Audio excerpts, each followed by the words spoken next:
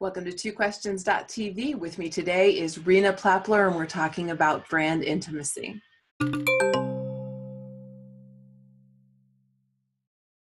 Welcome to TwoQuestions.tv. I'm Susan Baroncini-Moe. Joining me today is Rina Plapler. She's a partner at branding agency MBLM, and she's also the author of this book, Brand Intimacy, A New Paradigm in Marketing, which focuses on how to strengthen the emotional bonds between a person and a brand. She's based in New York. Rina, welcome to the show. Thank you. Well, I am very happy that you're joining me. For our viewers who have not read the book and don't know it as well as you and I do, what is brand intimacy? Can you explain that concept? Sure. Brand intimacy is really the idea of leveraging and strengthening the bonds that people have with the brands they use and love.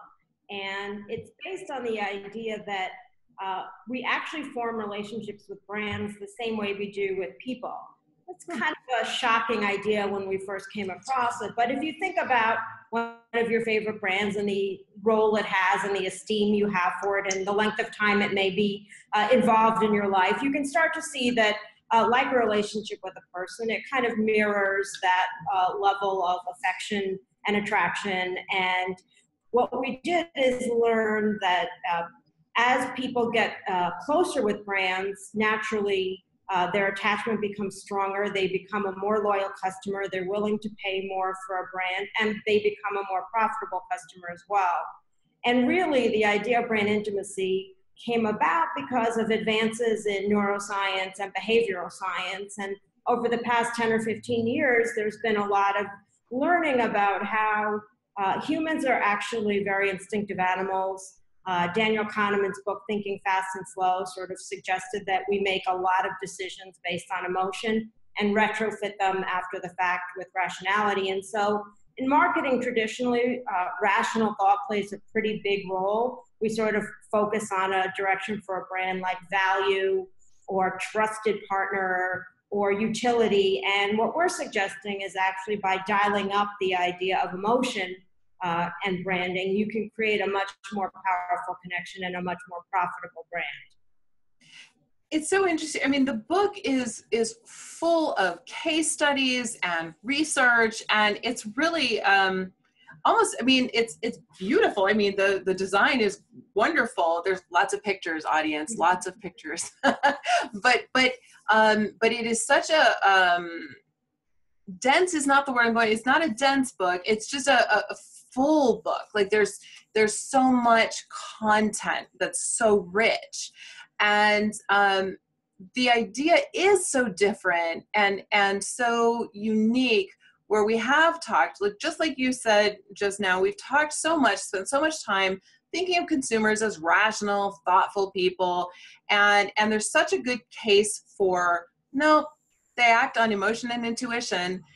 So there's someone watching the show right now who has been thinking of their customers one way, and now they realize they might need to evolve their brand, hopefully after they read your book. And so where's the best place for them to start in terms of evolving their existing brands? Right. Well, the book is comprehensive. You are right. It's a summary of a 7-year journey of love to this idea. So it does pack a lot in it. Certainly where to start is in the book, but also just in terms of conversation, I think the first place to start is actually at the most obvious, which is what does your brand communicate? How is it attracting and interacting with audiences? And what's the takeaway from somebody who's experiencing your brand? What we find is people are missing a lot of opportunity to do a few things. One is to connect on an emotional level. And, you know, a lot of people are in serious businesses, so emotion doesn't have to be, you know, brushing each other's hair and telling each other stories. It can be about trust, it can be about confidence, it can be about assurance, it can be about, satisfying needs. So there's lots of ways to dial up emotion in a way that's kind of appropriate for all types of brands. But it's looking at, you know, what is that message somebody has when they experience your brand. The second thing I'd say is knowing that people are emotional and instinctive, make it easy for them to pick you. You know, do you stand out relative to competitors in your space? If you're another blue brand in a category that's all blue, that makes it harder for people to know who you are relative to somebody else. And the third thing is, are you really inviting a dialogue? What we find, like in any relationship, is that it's two-way. And I think a lot of business owners tend to think of the brand as something they own and push towards their customers. But nowadays, certainly with technology, there's a lot of pull. How can you invite customers and prospects into your world? How can you get their feedback? How can you make them part of a panel or a discussion group? How do you invite them to be, advocates or learn more, or just part of, whether it's a mailing list or newsletters or even social media where you ask questions and invite answers? But how engaging can you be? Because we all know in a relationship, it's two-way, and you have to put in a bit to get more out. So that, at a kind of high level, I'd say those are places to start. Certainly for brands that feel like they may already have some of this down, it may be a question more of fine tuning. Is your marketing mix the right one to kind of attract the customers you're looking at? Are you leveraging sort of all the channels that are available to marketers today in a way that's optimal for you? Are your employees engaged? Are they your biggest advocates? Start with the people that are representing you. Are they kind of, emotional about the branding and convey that? Are they your advocates? Do you really know what people think of your brand? Do you need to start by taking a step back and doing a little research on what people think about and your perceptions today? You don't want to fix the wrong problem. So kind of diagnosing what the issues are is a good place to start as well. And then, of course, keeping your eye on your competitors. What are they doing? What are they saying?